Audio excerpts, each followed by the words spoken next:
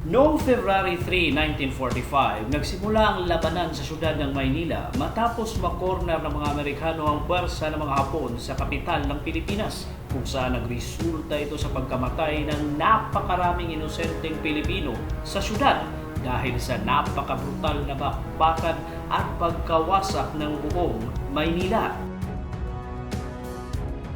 Ito ang kwento ng Battle of Manila, kung saan winasak ng mga Amerikano at Hapon ng napakagandang syudad ng Manila na kilala dati sa tawag na Majestic Queen of the Pacific, ang pinakabrutal na bakbakan na naganap sa buong kasaysayan ng pangalawang digmaan sa mundo. Pero bago ang lahat, huwag kalimutang mag-subscribe at i-click ang bell icon para sa mga susunod na kwento dito sa Abby Seth TV.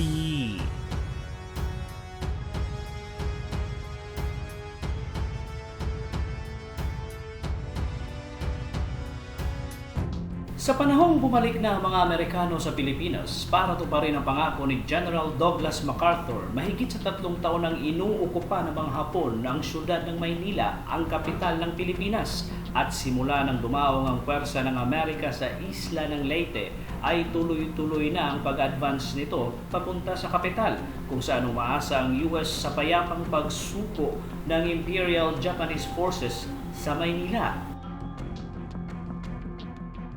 Pero ang pinuno ng mga Hapon sa Pilipinas na si General Tomoyuki Yamashita, ang Tiger of Malaya, ay hindi dineklarang open city ang siyudad ng Maynila, di tulad na ginawa ni MacArthur noong 1941, dahil dito sigurado nang ikinundina ng mga Hapon ang buong siyudad na mas kilala sa tawag na Pearl of the Orient, kasama na ang lahat ng mga taong naninirahan sa siyudad.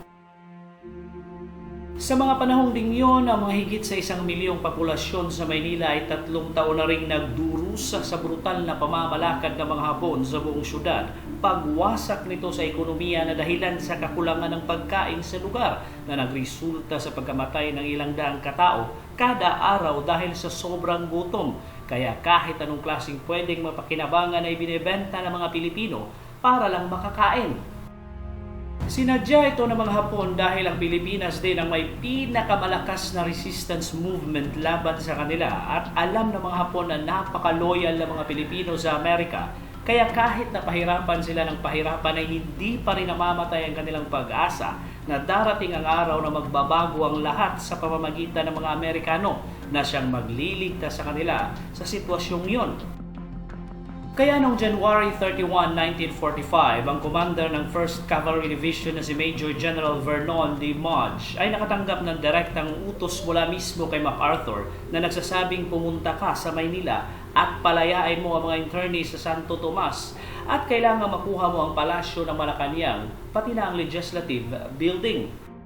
Pero walang kaalam-alam ang mga Amerikano na hindi pala basta-basta isusuko ng mga Hapon ng Maynila, kung saan puno ng mga buildings na gawa sa kahoy ang buong syudad at napakaraming populasyon nito. Pero karamihan sa puwersa ng mga Hapon na ay umatras pa norte sa Baguio dahil pinaplano ni Yamashita na magsagawa ng isang coordinated campaign sa Northern Luzon laban sa US at Filipino guerrilla forces, habang naghahanda naman ang Japanese home island para sa darating na Allied invasion.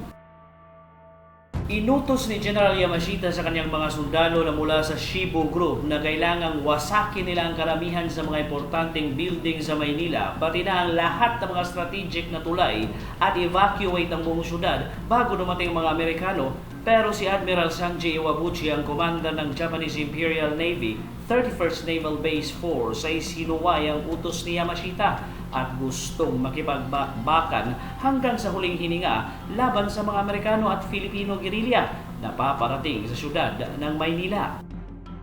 Dahil dito, mahigit sa 12,500 na sundalo ni Admiral Iwabuchi ay nanatili sa Maynila kasama ng mahigit sa 5,000 army sympathizers o mga Pilipinong traidor. Ayon pa sa pahayag ng Admiral na sila daw ay nagpapasalamat sa oportunidad na pagsilbihan ng kanilang bansa sa magaganap na labanan, kung saan haharapin nila mga kalaban ng walang pag-alinlangan. Banzai para sa emperador, kaming lahat ay handang mamatay sa labanan. Pero ang totoo ay gusto lang talagang ibalik ni Iwabuchi at iangat muli ang kanyang puri na bumagsak matapos sa kanyang kahiyahiyang pagkatalo sa Guadalcanal na 3 taon na ang lumipas. Kaya gusto nitong magpaiwan sa kapital ng Pilipinas para magpakita ang gilas sa kanilang emperador.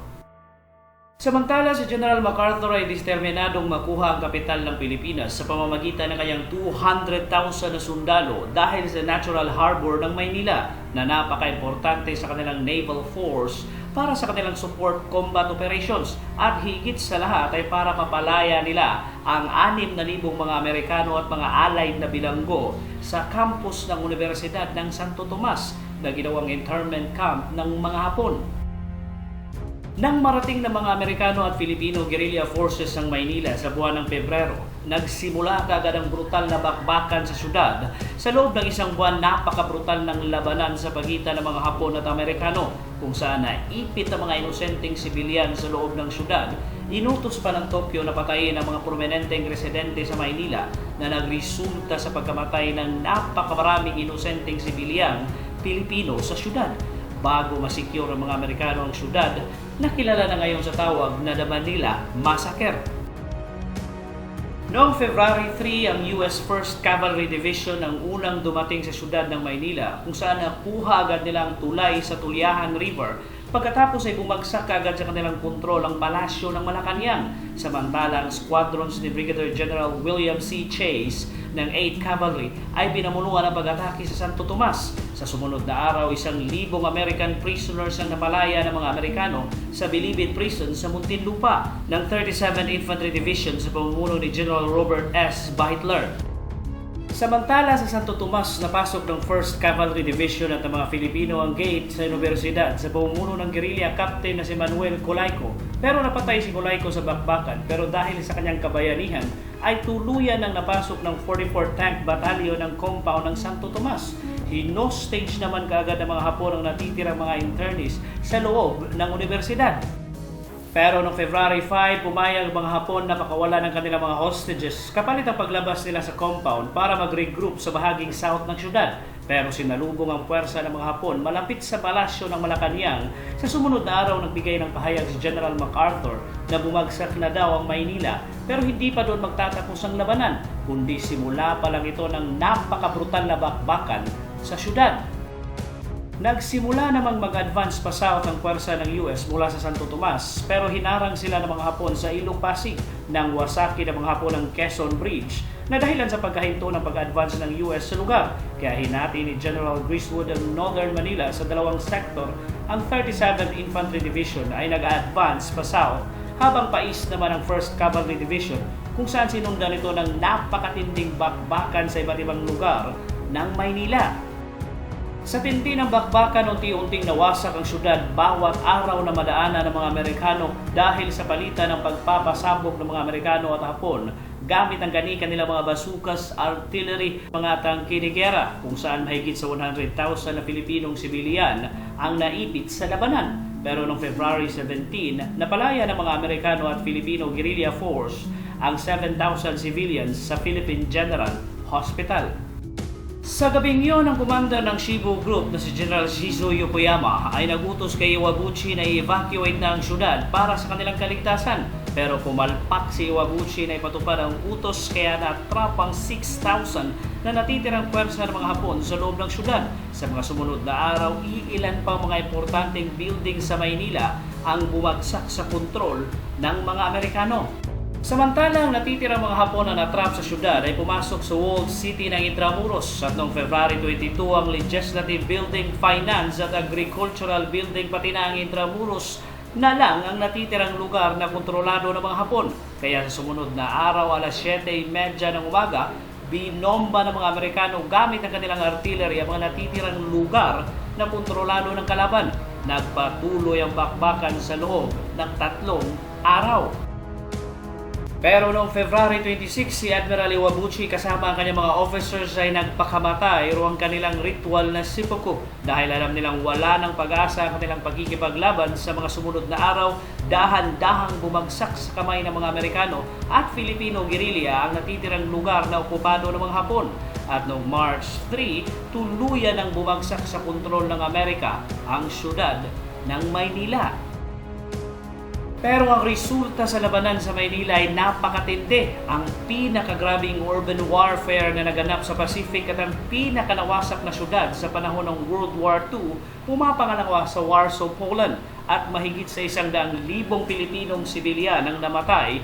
Sa bakbakan, ang dating kilalang Venice of the East ay winasak na mga artillery bombings ng magkabilang puwersang naglalabanan sa syudad. Namatay naman ang lahat ng sundalo ni Iwabuchi, ang 16,000 na sundalong Hapon sa syudad. At noong September 2, 1945, nahuli ng mga Amerikano si General Yamashita sa Cordillera sa tulong ng mga higurot at inilipad ito papunta sa syudad ng Baguio para formal na pirmahan ang pagsuko ng mga Hapon sa American Forces sa Pilipinas sa Camp John Hay noong September 3, kung saan lilitisin ang Tiger of Malaya sa syudad ng Maynila at mahahatulan ng kamatayan dahil sa war crimes. Hanggang dito na lang at huwag kalimutang mag-subscribe dito sa Abiseth TV para sa mga susunod na kwento. Maraming salamat sa panunood.